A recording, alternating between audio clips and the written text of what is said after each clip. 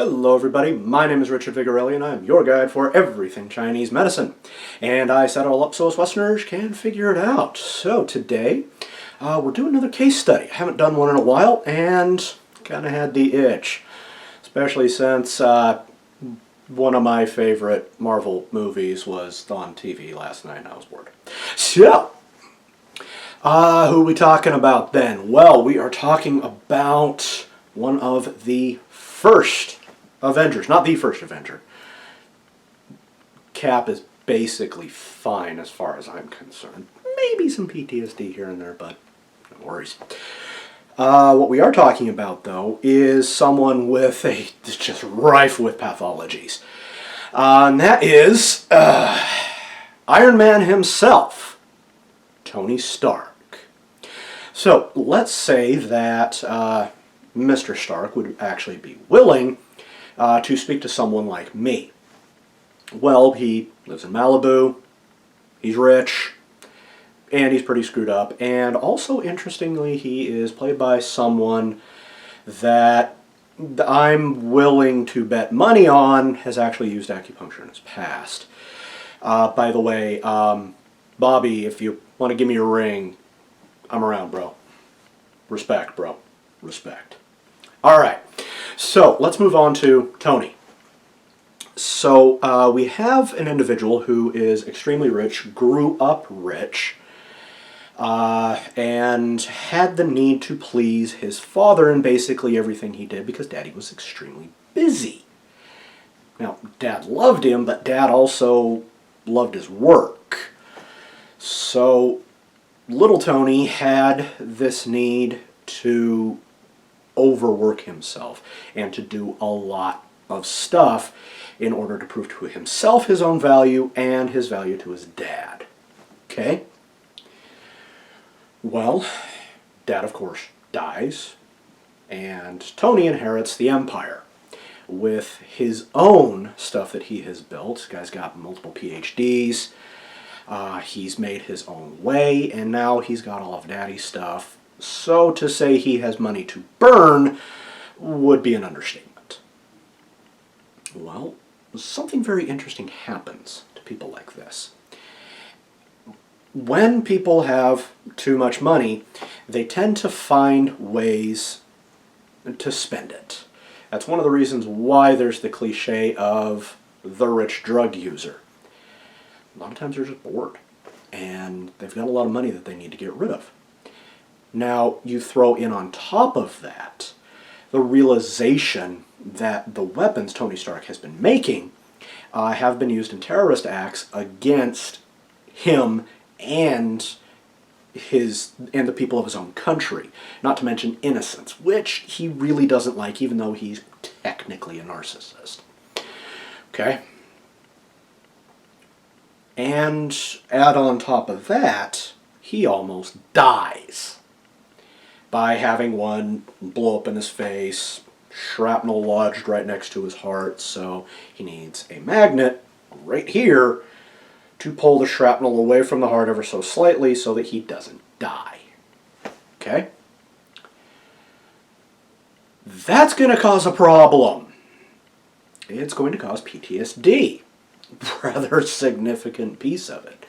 Now, given how intelligent he is, and the fact that he's also a workaholic, allows him to push that PTSD back a bit and kind of push into the background so that it doesn't obviously bother him, except for when it does. So he starts drinking. Okay, he becomes an alcoholic. Very common with PTSD sufferers is substance abuse. It's actually a means of distraction, from what I can tell. So he would probably be seeing me, not for the PTSD, but for the alcoholism. So let's talk about alcoholism and Chinese medicine. So yes, thousands of years ago, we had alcoholics. They're just called drunks. Okay? It really wasn't considered a pathology, it was more just shameful. And yes, that does make the pathology worse. Promise you. Okay? So, how do we treat something like this? Well, first of all, we need to diagnose the actual problem. Something like this is usually going to be concerned with two organs.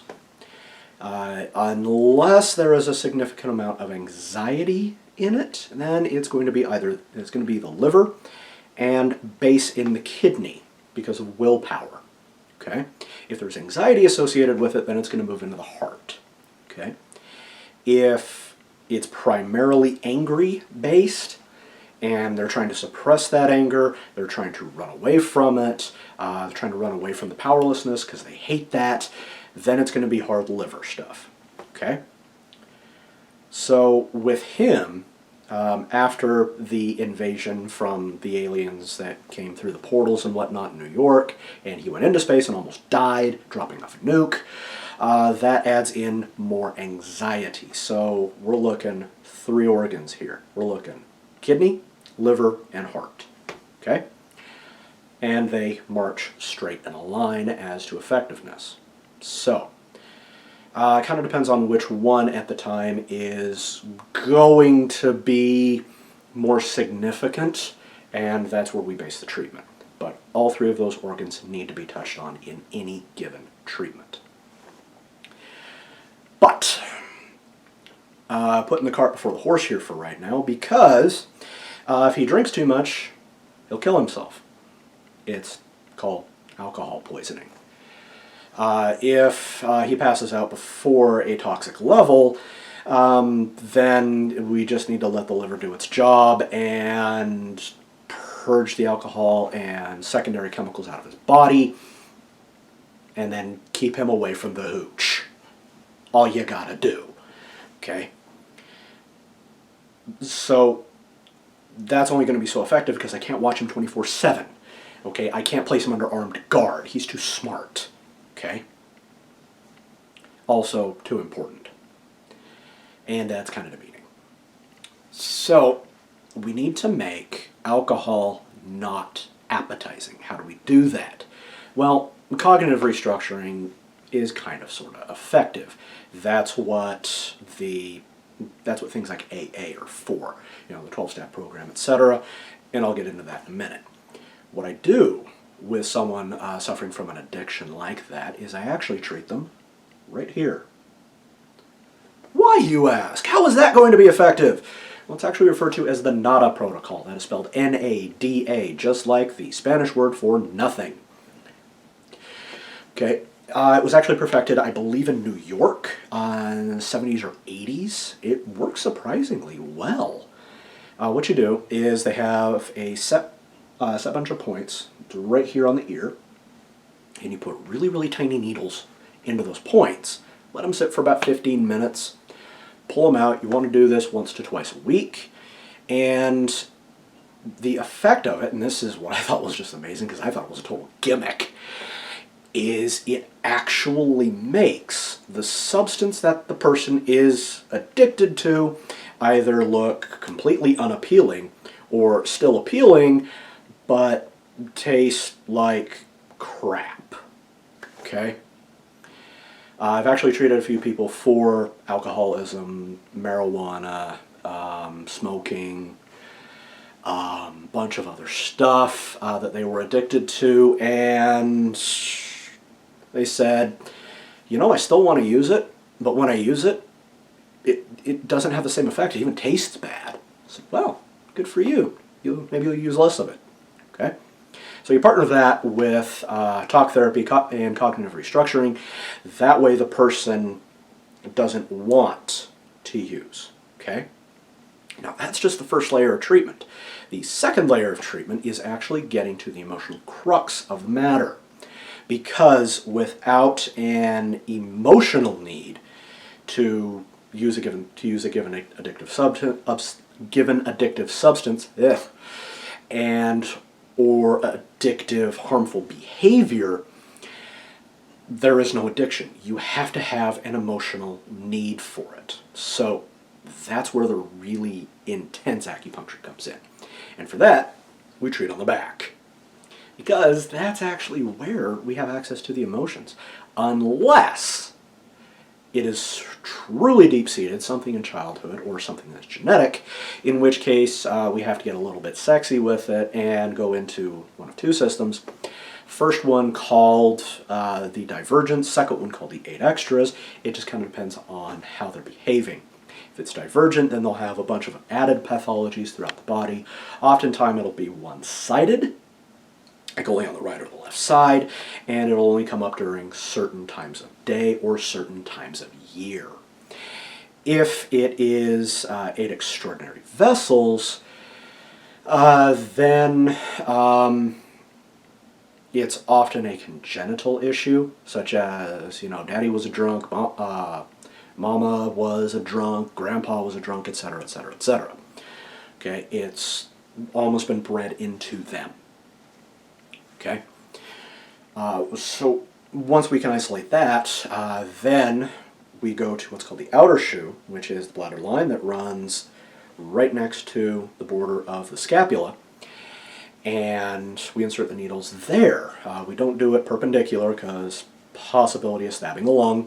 We do it at a kind of askew a little bit, and we usually point away from the body or down the channel. Okay, this will help those emotions, according to Chinese medical theory, to come out of the system. Then we use bracing points on the inner shoe, which is about 2 finger breadths away from the spine, in order to stabilize the organ, so that what we do lasts a little bit longer. And then, depending on secondary pathologies as to what's going on, we place the needles throughout the body. We may or may not need to turn them over and do a double-sided treatment. We'll see. Okay? So Tony, what I would do is, again, ear acupuncture, monitor him with a psych professional who's going to be able to help out with his cognitive mind, so that he is able to think through, should I have a drink? No. Okay, while I help him out with the physical cravings for it. Okay? Once he's gone about 2 some odd weeks of effective sobriety, that is, he's not using, then we can start moving into not needing to satisfy that emotional fix for him. Okay? And that's where the body acupuncture comes in. Total time around this depends on the individual, but baseline to go from, hi, I'm hurt, can you help me, to, okay, let's move to body, oftentimes is about a month to 2 months, okay, to where he doesn't need it. Then we can move into the body and start actually treating the true pathology. Okay? Prognosis for the alcoholism and the PTSD, I'd say, is actually pretty good, especially when partnered with professional psychotherapy, cognitive rebuild, stuff like that. My opinion, touching on with that, my opinion with things like 12-step program and so forth, in a lot of ways you are trading one addiction for another. Now, if that's going to work for you, if it's going to prevent you from hurting yourself, hurting people around you, damaging your life and society and all of that, by all means, please do. Just understand that you may be exchanging one addiction for another, okay? Which I don't exactly like, okay? In my opinion, one of the measures of I am cured versus I am in permanent recovery is if you can walk into a place where this is common and have absolutely no desire to use it, and you don't need to go and talk to somebody and hold yourself up in a hole somewhere and all of that, then I'd say, yeah, dude, you're cured. You don't need it anymore. You're fine. If you can't do that, then I would say you are more in a state of recovery and further treatment is needed. I am happy to help you as long as you need me, and so forth. Now, a little bit of a shameless plug for me. If you are in the Salt Lake area and you are suffering from any form of addiction, please feel free to hit me up and visit my website at vigintmed.com. It stands for Vigorelli Integrated Medicine.com. I am actually now hosting a ear clinic for things like addiction, stress, etc., where I treat right here. It's really easy. You can sit, come in, have some tea, talk with some people, have a bit of community. I'll even sit with you and chat with you myself. Okay? You can go ahead and check my website for details on that, and you can also shoot me an email if you so desire. If you're new to the channel, please feel free to put down a like, subscribe, comment, and if you would like me to do a case study on a famous character from pop culture, maybe one of the Avengers, something from the Justice League, or another universe, whatever, feel free to leave that in the comments. I am happy to take some suggestions. So I'll be back later, guys, with something else. I'll see you soon. Bye.